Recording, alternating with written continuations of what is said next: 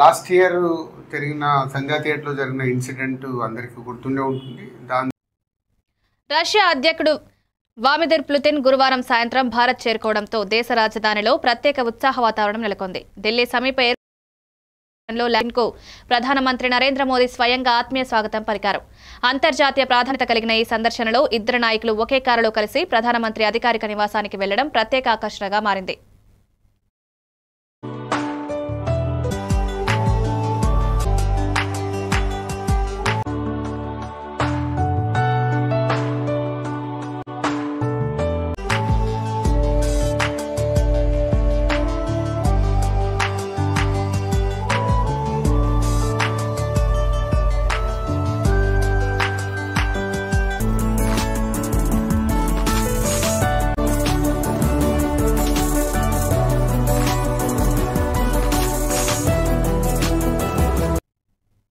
HILT పాలసీపై Congress ప్రభుత్వాన్ని మాజీ